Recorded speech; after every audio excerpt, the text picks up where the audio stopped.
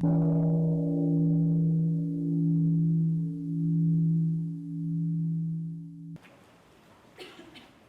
afternoon, dear Sangha. Can you hear well in the back?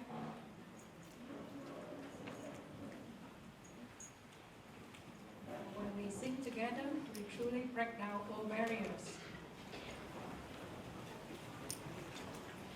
In my sharing group, people share when they don't know why, but when we sing together, we generate such an energy that they felt.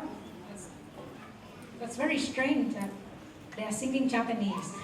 They don't understand what is Japanese, but they are singing Japanese or singing Chinese. So singing is have the power to heal, and it breaks down all barriers.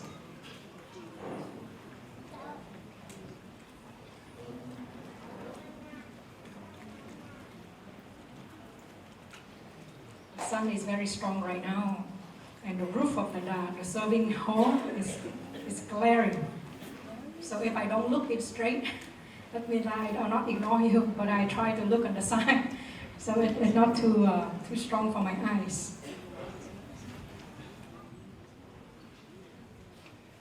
How do you enjoy the performance last night? Yeah? Do you feel your seed of creativity sprout and grow? During holiday time, like this time of the year, if we don't go to the temple, we may have other choices. We may go to other places, like cruise ship, friend's house, many other places that you can celebrate New Year together, and we have to pay for that. Right? So coming here, together, we touch the seed of creativity, of joy and of happiness in each other, and it's very very wholesome, like the performances last night. I am amazed at the creativity of many different groups of different nations. It's very joyful to enjoy all together, and at the same time it's very safe for all of us to know that we are in this environment, we are very safe, and we are very protected because of the collective energy of mindfulness that we generate together. We are very protected.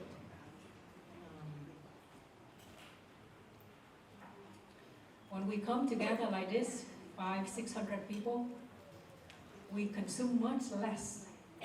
We don't consume alcohol, meat. We might consume a little bit more of a coconut. But other than that, what else do you think we consume during the last 4 or 5 days? We consume the energy of mindfulness. We consume the humor. We consume the creativity. We consume the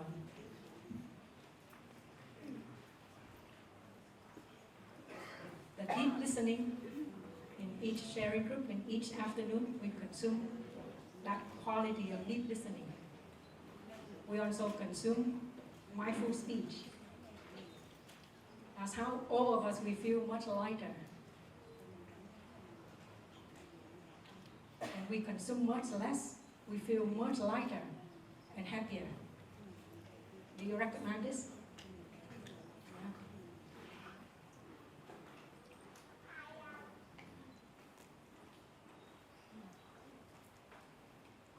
We all have the need to be listened to be heard of. We also have the need to express ourselves. So that's how in the sharing time in the afternoon, when we share with each other, we learn to listen and we learn to share. So we create such a wholesome and healing energy. Many people express they observe and they recognize many very strange things. Like they say in the monastery, they observe and they see that because they come from a very traditional way of practice meditation, It's very rigid and very disciplined. But when they come here, they observe that we have many very different activities. Like we lay down in the Buddha hall. We have talk show in a Buddhist monastery. And people can be free, can be who they are, can be very relaxed.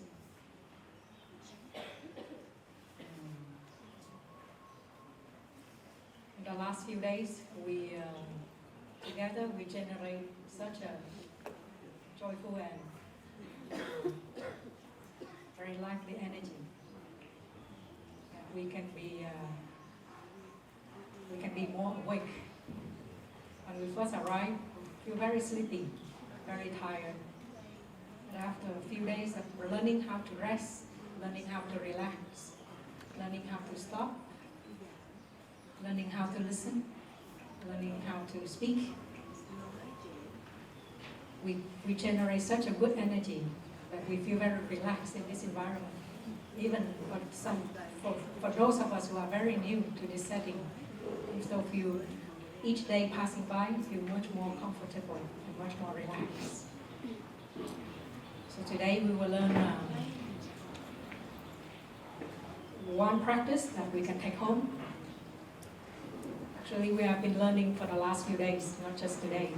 But today we just provide you with a few more tools so that you can take home. For the practice of beginning anew, as you see the name of the practice, beginning anew. That means that each one of us, we have the need to renew, to refresh, to begin anew. Also, in our relationship with other people. Unless we are an ascetic monk who live alone in the mountain, other than that, we all have relationship. We have to live with other people, either in our family, in the community, in the workplace, in society. So we have to connect and to work and to live with other people.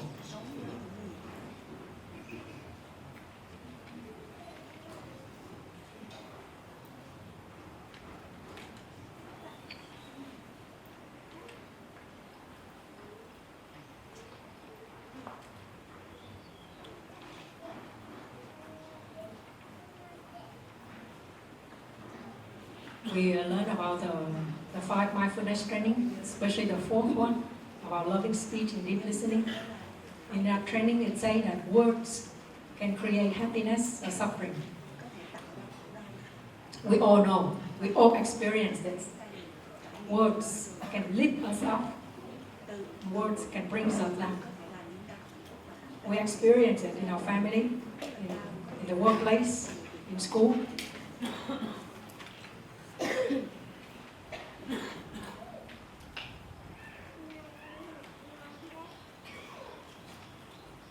Our teacher, he practiced mindfulness for all of his life.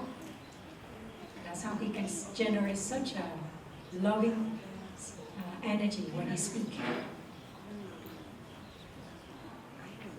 He's very, very mindful of his intention and of his speech. So when he speaks, I never learn and really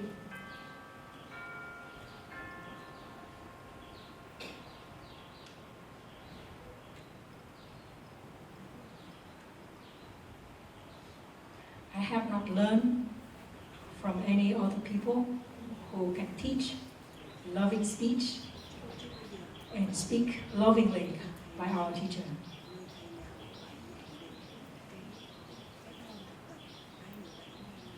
When they speak to us, they will bring out what is the best of us. So he really, really watered our seeds of confidence and inspire us. He will not use his power or his authority as a teacher to tell us what to do, but he used his words to inspire us. Things that we don't think that we can do, but he said that he believes that we can do it, and he trusts that we can do it. So when you have a teacher who inspires you, who water your seed of confidence, so actually we can do anything we want to do. And other than that, we have other people who live with us, who practice with us, and we do things together. So we can truly, actually, can do many things that we think individually we cannot do it ourselves. So at home, you may have a vase of flowers or potted plants indoor. So your intention is to plant flowers or plants. But in the soil, there's so many seeds in there. So when you water, not only you water the flower, but you also water many other seeds in this pot.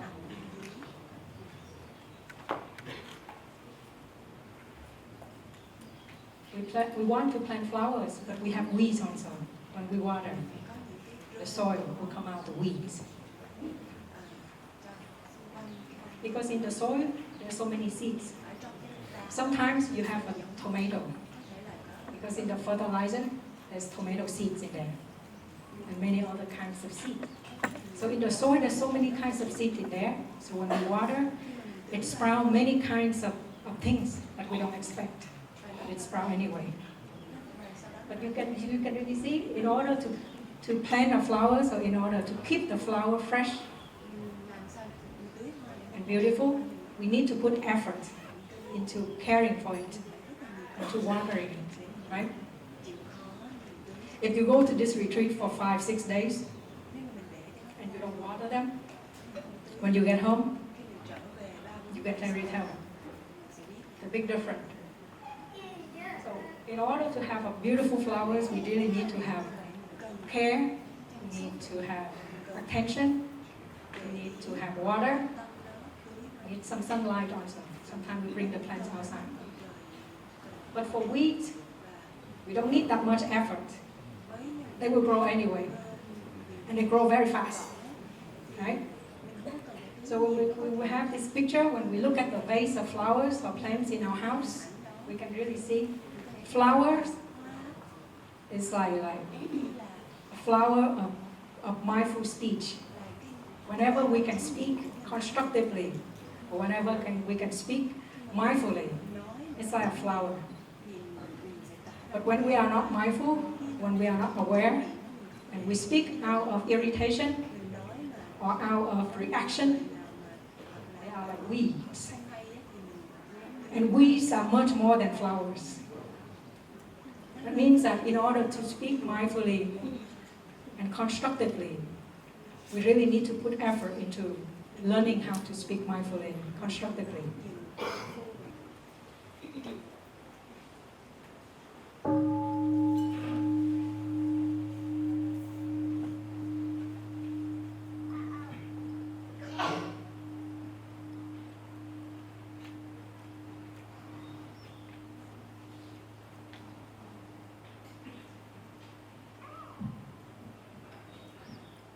In Vietnamese, we have a saying, lời nói không mất tiền mua, lựa lời mà nói cho vừa lòng nhau. It means that words cannot be bought with money, but we can choose what words we want to use. So when we choose words to speak, we speak pleasantly, and when people listen to us, they listen very pleasantly. In order to speak mindfully, we need to learn how to listen. In the last few days when we are in a retreat, we are in a smaller group, and we learn to share. And when we listen to other people, we see that some of us, we have the skill to speak very beautifully, very inspiring. In my sharing group, I feel so inspired with many sharing. It's come from their observation, come from their practice of mindfulness. So when they share, it's truly come from their heart. They speak from their heart. And when I listen, I feel very connected to them. Because I also learn to listen with my heart, and not just with my ears. Because when I listen with my ears, I agree or I disagree, or I get lost in my own thinking and in my own chatter. So it come in one ear and it come out in another ear. So I don't truly listen. But when I listen with my heart, I feel so connected. And I feel so privileged to listen to your life story, your transformation, your insight. It's amazing when we come together, we share. It's so much insight that it's really lit us up. So remember, in the retreat, we can learn to listen, we can speak in this way. When we go home, we can do this.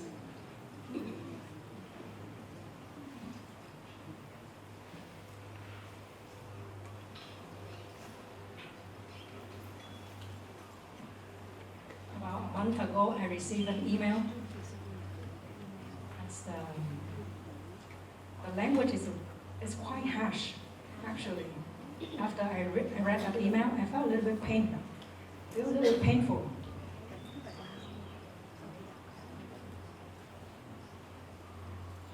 So I decided not to reply right away, but to give myself time. So I received that email in the morning, and by the end of the day, in the evening, I received another email asking me, do you understand what I wrote? I thought, well, this is the right time for me to reply. Because that person really wanted to know how I felt, what I think about the message she sent. And I have the choice to choose words. I would not say that your word is very harsh to me. Because I know when I say something like that, it will put her in a position that she has to defend herself. And then she will talk about many other things. She has to defend herself. So I said, I was a little bit shocked with your choice of words. But right now, I don't feel pain anymore. I will be very careful the next time when I talk to you or when I discuss with you, that I will not touch the seed of anger in you, so you will not get angry like this. And I send that email. So that person, normally she is very, very solid and very kind. But there's many moments that we slip ourselves. We cannot kind of control what we think and what we send. You know, out of impulses, we type, press the send button, and it's sent. But what we wrote have much more long-lasting impact than what we said. Because when people read, they have time to absorb more than when we spoke. So my job is not to criticize or to blame her, but help her to recognize that she's not aware of her choice of word. So when I wrote back like that, she wrote back and it's a very different message. She said, well, I was not angry at you. Just a moment I'm asleep of myself, and I sent that letter. So I help her to recognize that she had better choice of words in the future when she writes. Most of the time when we speak or when we write, when we are not mindful, like I say, we sleep of ourselves, a moment. We all have this moment when we sleep. And we create such an unpleasant feeling in other people. And it will last long. Especially when we speak. We speak in a way that makes people jump. Then they have to defend themselves. There's no other ways around. Like that example, like that story.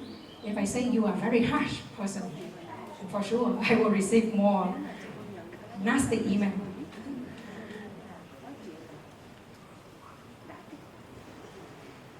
So the practice of beginning anew, especially the few steps that I'm going to present, will help us to speak, and to share in a way that we can express our need, but at the same time, we can truly communicate with other people in the level that the communication can fully channel, and fully understood by ourselves and by other people.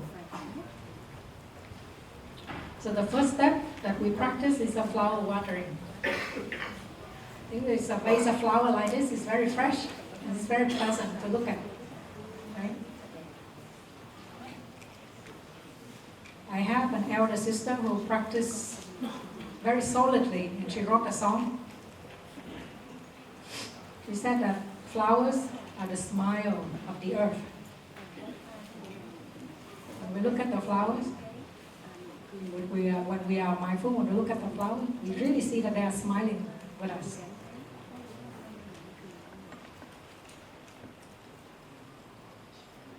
Well, so when we water the flower, that means that we selectively, we choose the qualities of the person that we want to express our appreciation, and also our choice of words, how we want to express our appreciation, our care, and our love to the person we are living with. It can be our partners, spouse, children, our colleagues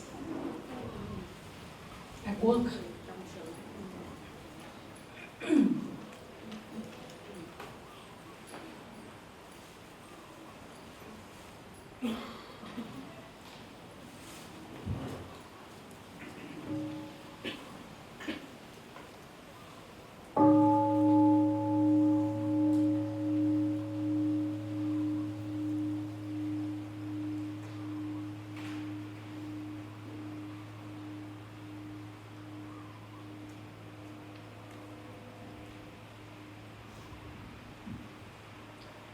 About 2 weeks ago, we have retreat in Taiwan, and there's one young woman, she asked a question. She said, in my workplace, people compete with each other.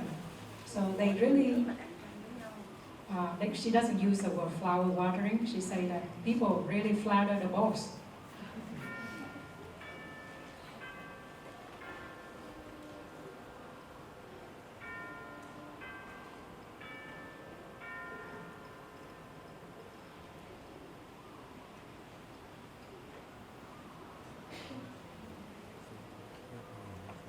And when she see people doing that, she felt very uncomfortable.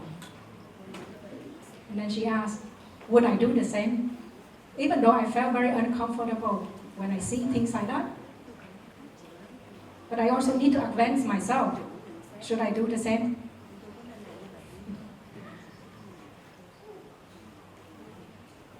I'm very lucky she went to the retreat and she learned about flower watering.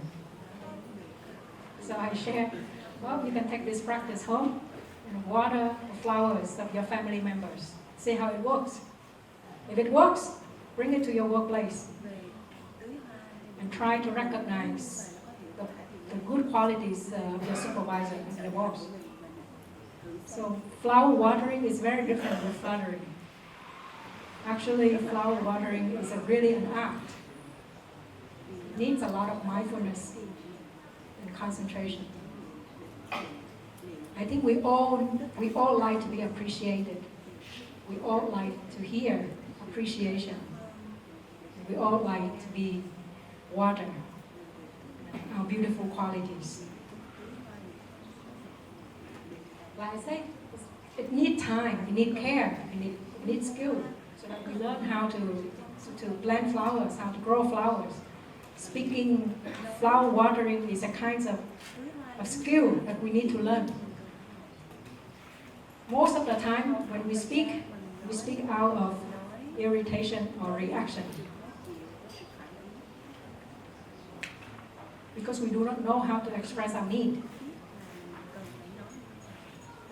Instead of expressing our needs, it's just like the email I expressed. I express my need that I need to have a constructive word. So help me to recognize my part. If I receive harsh words, harsh email like this, it's very difficult for me. I need to communicate clearly what is my need. But if I'm not practicing mindfulness, I will accuse. I will say, you are very harsh. You speak like that. You write like that. What kind of person you are? So not normally, when we communicate, if we are not able to get in touch with our need, when we communicate, we will communicate at a level of blaming, criticizing, accusing, and you know the effect right away. And you know what kind of speech will bring what? You know, we all experience that. So how do we know to express our need? Because not showing enough concern for the needs of other people, our need will never met. Most of the time when we are not mindful, we think of our needs, but we are not paying attention to the needs of other people. Maybe when I discuss about something with her, and I'm not aware of her need. So that's how I received that email. So instead of retaliating, or instead of accusing or blaming, that email helped me also to reflect and see what part of my communication that creates this kind of perception and this kind of reaction. So in true communication, we actually learn to be very humble about ourselves and not to be so sure about ourselves, what we believe, what we think about ourselves and about other people. Talking about perception, we can have a whole 2 hours talking about perception. But learning to recognize and learning to appreciate the good qualities in other people, this is something that we can do in our daily life. And not to wait until something big, and we say, maybe something very small. But we need to reinforce that beautiful quality in that person. Something very daily, very mundane. Just for example, if you travel with your partner, and your partner very kindly, very caring, pack your belongings. So when you come, you unpack, you have everything you need. And if we are not mindful, we take it for granted. But when we use these things, oh, I need a nail clipper, and I have it. You know, something most of the time we forget when we travel. Something like that.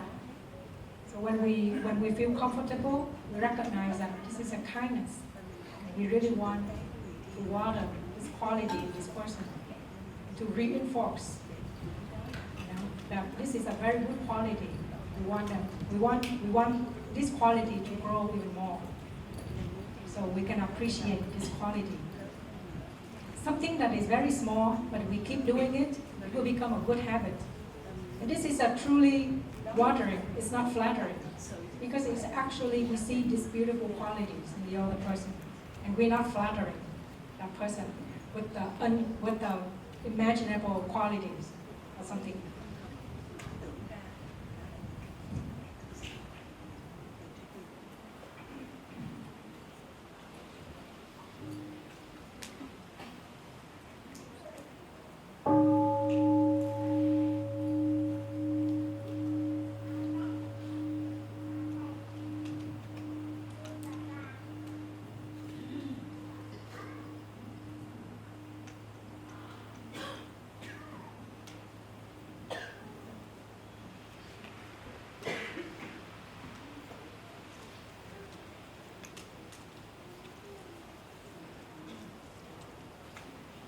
In Asia, we have a culture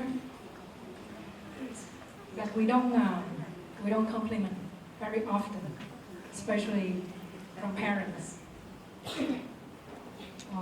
We know that our parents, they love us, but they never say it, right? Because in Asia, we believe that something that is very sacred, when we say it, it's not as sacred as when it's remained unspoken.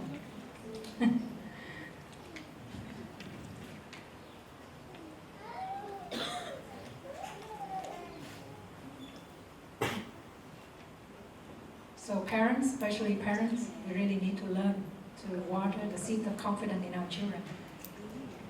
If they score 90, they mark 90, we have to water them. They do a very good job. And not ask, why not 100?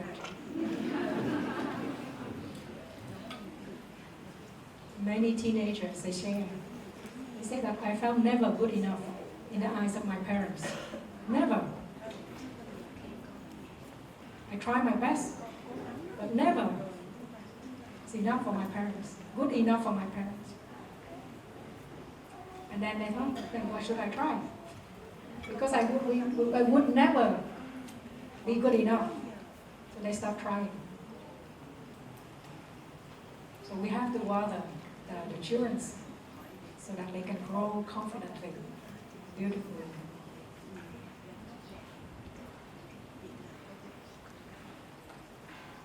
And about husband and wife, and we have the beginning anew in Taiwan. As a couple, in the being, not the beginning anew practice, but in the being, the wife starts sharing. She said, we lived together for more than 20 years or 30 years, I forgot. Anyway. But I took everything for granted. And I actually was very rude to you. You are very kind. You take very good care of me. You provide all kinds of support that I need. And I realized that I'm very rude.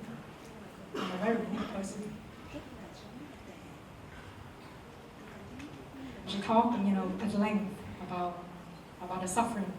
She suffered and her husband suffered.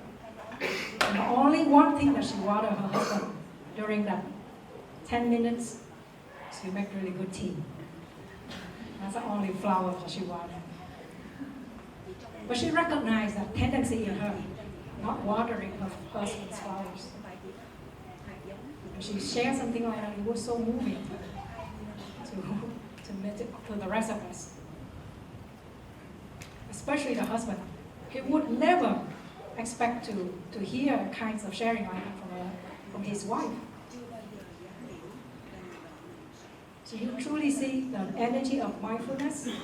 It's really have to embrace us and help us to learn to accept ourselves with who we are, with all the weaknesses. So when we recognize that we have all of these weaknesses, we can also see the weaknesses in other people, so that we can learn to accept them also.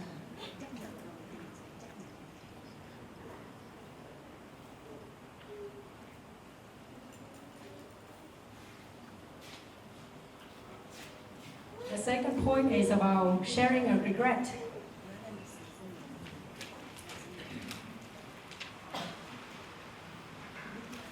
If you go around this monastery, you see many rocks with different shapes, right? Some of the rocks have been split by water and by weather. When it's rain, the water got inside the crack of the rock. And in winter, at night, when it's very cold, it freezes. And that's how it cracked the rocks. It split the rock. Sometimes you can see very beautiful split. It split evenly. Very flat, very smooth surface. The weather here is not cold enough. That's how the split is not that flat, but it's very curvy. In Deer Park Monastery, when it's much colder, we have many boulders, big boulders. It's been split, very flat, that we can lay on it. We can sit on it and have tea. The water and the weather can split the boulders like that.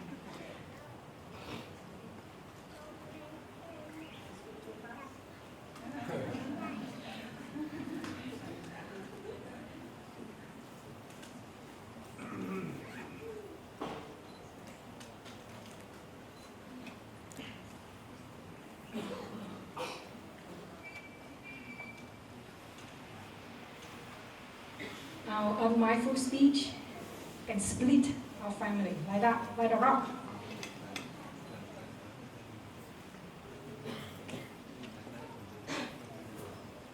many couples, many family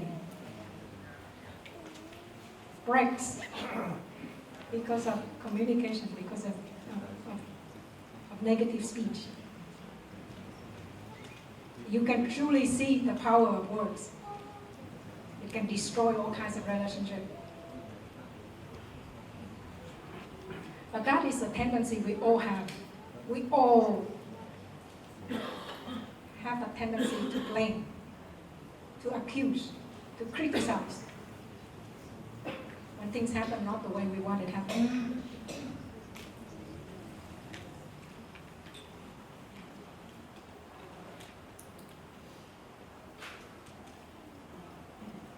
And we know the effect of it when people blame us, when people accuse us. We know how painful it is. But when we speak out of anger or irritation, we speak the same, even to our children. So the practice of mindfulness helps us to recognize that we make a mistake when we speak like that. It doesn't have the function to inspire hope or confidence in the other person, but it actually drags that person down. So as soon as we recognize that we made a mistake, we can manage it. It takes a lot of humility and courage to apologize. You know, as an elder in the community, I have experience. So I tend to, like one time I asked one sister to facilitate the Dharma sharing, and I was in that Dharma sharing. She did beautifully. I think I could not do well as her. But then it's just out of a habit. I jump in. You know, I say, oh, we should end on time. We should not continue like this. So I'm not a facilitator. So I should not say anything and respect the facilitator.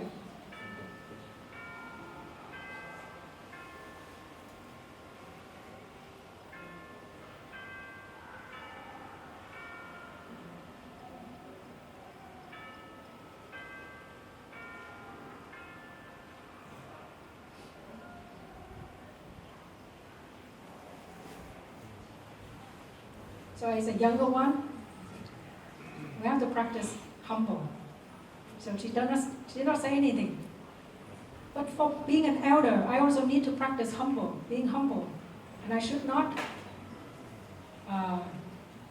intervene like that.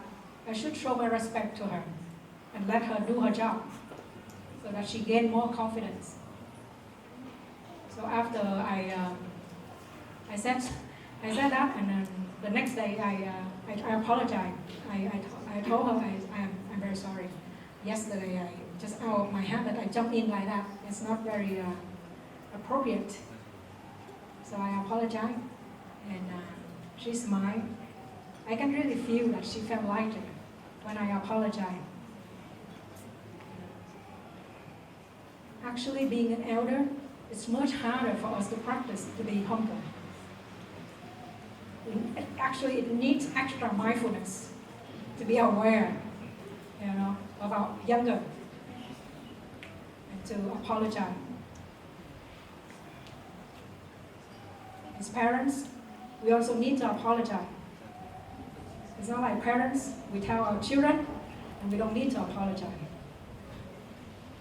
Our children, where do they learn from? They learn from parents, right?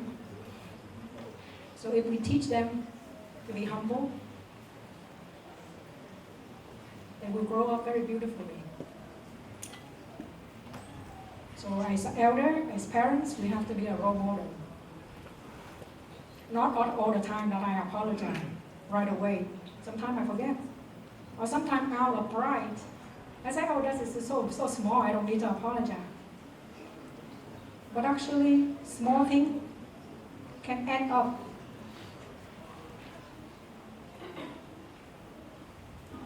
Many divorces, it's not just come from one big fight, but they come from many small things. There's a one couple who divorced because the husband told the wife, "You are so stupid. I told you many times to wear the apron to cook." And she divorced him.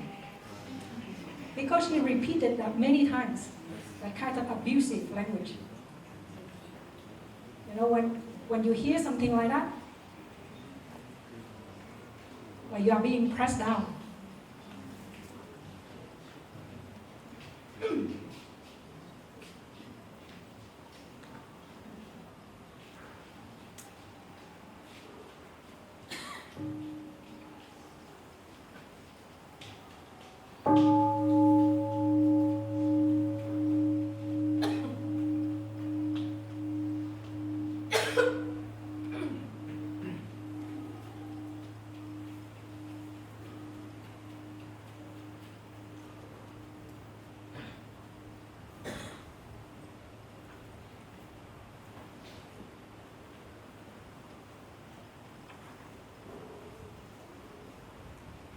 Third point is expressing a hurt. Expressing, not accusing, not blaming. It's very different.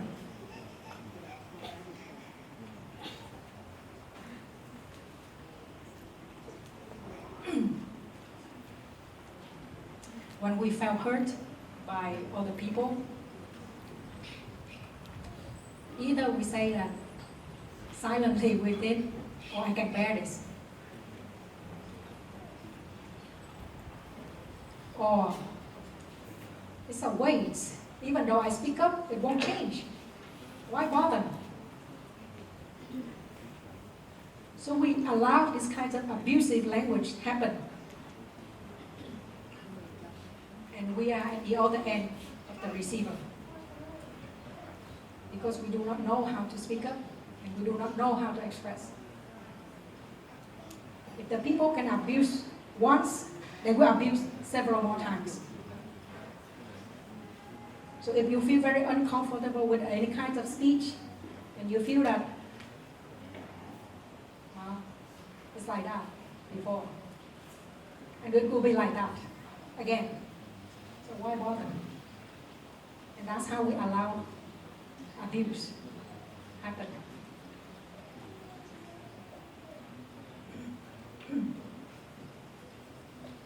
But learning to express a hurt needs a skill, and it needs patience. Most of the time when we feel hurt, we really want to speak out right away. But maybe that's not the right time, especially in the family, in the couples. You all work full time, and when you get home, you are so exhausted, and then you bring things out and you discuss and you talk. It's not appropriate time to talk about. I see that in my brother's family. His wife, my sister-in-law, always talk at dinner time, because that's the time that's most convenient. Because she also has many other tasks to do, to clean the house, to wash, a lot of work to do. So dinner time is the time for her to speak. But because they work a long hour, when they get home, they have dinner late, 8, sometimes 9 o'clock. It's very tiring to eat and to hear this kind of complaint. So my brothers usually ended up angrily reacting to my sister-in-law. And it happened, keep repeating. It's very painful to see it.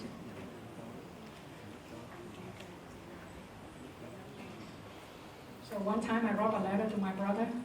When I got back to the monastery, and I wrote a letter to him to water his wife's flowers, to help him to recognize how lucky he is to have a good wife like her. And I also spoke to the wife, and I said, maybe you try another time, and not the dinner time, to talk about matters that is really needs a lot of thinking, mental energy.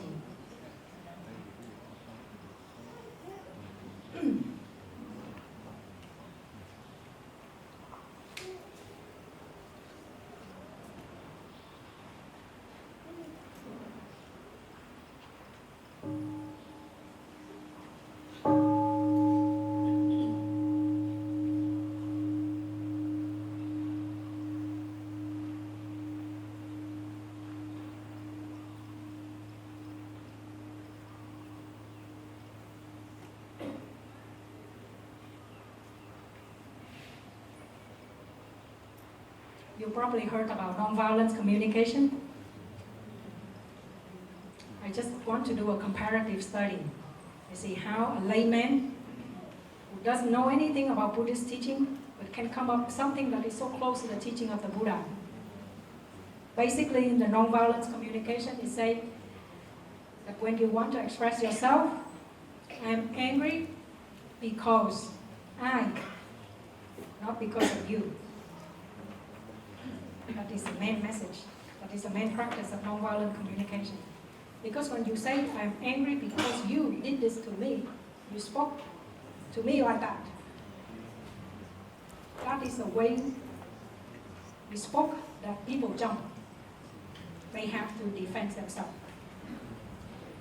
So when we want to express our hurt, we want to express our disappointment, we can say, I felt so disappointed because my expectation of the work of the project for our group is our reputation.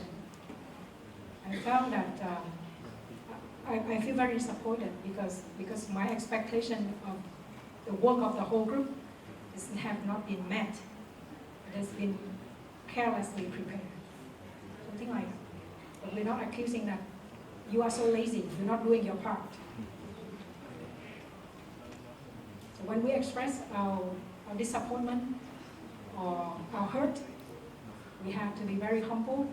We have to express ourselves, how we felt about it, and not accusing other person. Just like the email I received. And not accusing the other person when I felt hurt. I said, because you are so harsh. That's how I felt very hurt. And I felt I am a bit surprised, I was a bit shocked of your choice of words. So I helped the other person see that she has other choice. She can make another choice, better than this choice. So this man, his name is Rosenberg Marshall. He said that when we are angry at the other person because we make that choice, because we interpret the behavior or the speech of that person, and that's how we get angry. But he said we have other choice. That I'm angry not because of the other person, but because my needs have not been met. So what he said is very close to the teaching of the Buddha. Like the fourth training, the seed of anger is within us. Like someone is burning your house, and you try to catch that person, and not try to save your house. So if you try to save your house, you probably still have a house. But if you don't try to save your house, you try to catch that person, you won't have a house. So that means that when we are angry, when we are hurt, because we have that seed within us. And mindfulness helps us to recognize that hurt feeling, that painful feeling within us. And in this retreat, we learn already how to take care of it.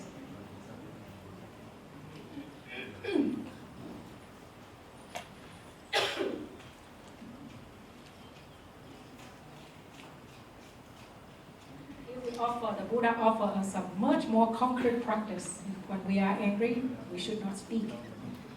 So when we feel hurt, we should not express our hurt right away, but find time when the other person can be calm and have time to listen to us and not press the other person to listen to us right away.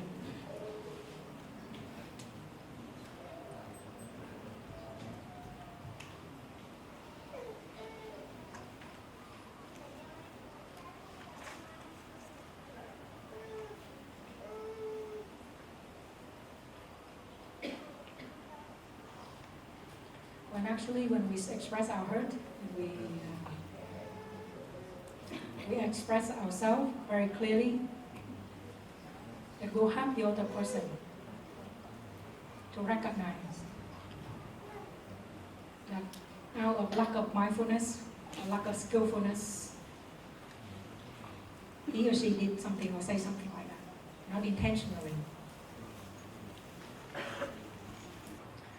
And when we express our hurt, we should express only one-on-one. We should not, in front of everybody, in a big group, we express our hurt. It's very humiliating to the other person to hear it in front of everybody. So that is not the right way to do it. It's another way to express our hurt is to write. When you feel that we cannot express ourselves verbally clearly, we can write.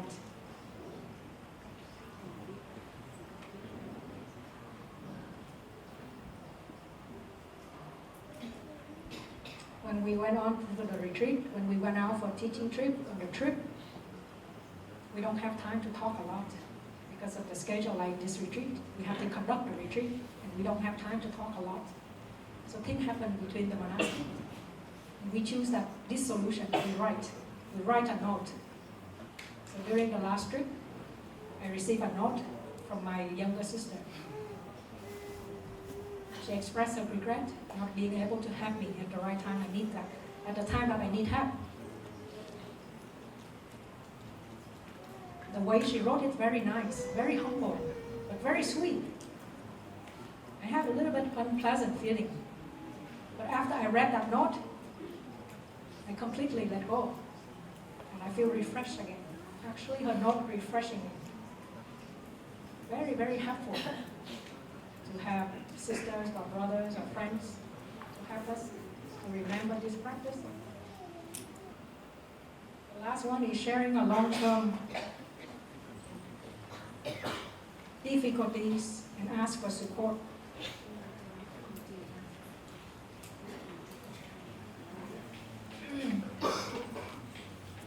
This is something that couples will encounter. When you are married and you live together in the family, you have a lot of difficulties. You do not know how to reconcile. When you come to the retreat, you have the consultation, a private consultation. You have a chance to speak to the monastic. So for us, it's not that we give advice to you, but basically we listen to you. Like a couple, they sit and they talk and they share. One person share first, and then the other person listen, and do the vice versa. So they have a chance to speak and to listen. That's how it's so important to learn to express ourselves mindfully. Because when we speak constructively and mindfully, the other person can receive it and see the weaknesses, the shortcoming, or the mistakes. So both can reconcile.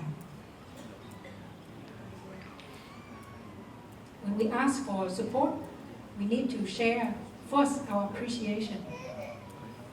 We don't jump into sharing our difficulties right away, but we talk first about how we appreciate the other person. We have to prepare the ear of the listener. We don't want to close our ear right away by beginning with our difficulties.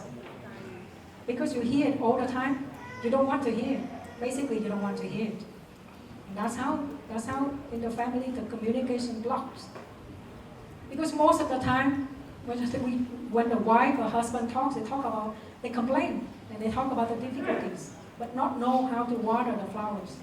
So when you hear all the time about the complaints or the difficulties, basically you don't want to hear. You close your ears. So we have to prepare the ears of the listener by recognizing the good qualities and appreciate. And then very humbly we talk about our difficulties, always using I and not using you. This is very simple to remember. But the effect is you can really see the effect of it.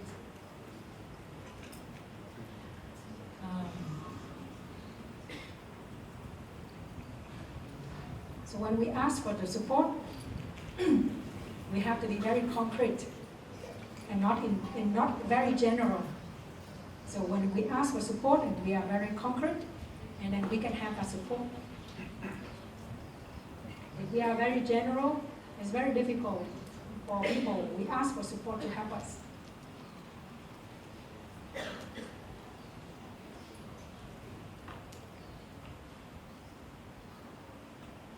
I think that's enough for me to share. I think now we can invite a few couples to come up here and to do the beginning anew, so we can really see. In terms of couples, there's a little piece of advice from my culture I would like to offer. Like in Vietnam, when people get married, the parents or the grandparents would say, well, you learn to respect each other when you newly acquainted, get to know this person. Because when we live together, we lose respect. And that's how the unhappiness creeps in. We lose the respect. Not only in couple relationship, but in any kind of relationship, we really need to respect the other person. Like I said, when we learn to express our need, but we show no concern for the needs of other people, our need will never met. So when you marry and you live together, you think you know your partner, your spouse, and you lose respect. One of the things that people feel hurt the most is when you start speaking and the other person ignore. I don't hear you. And that's how the difficulties happen, because you cannot communicate. So this practice of beginning anew will help us to reconnect ourselves, to reestablish communication, to reconcile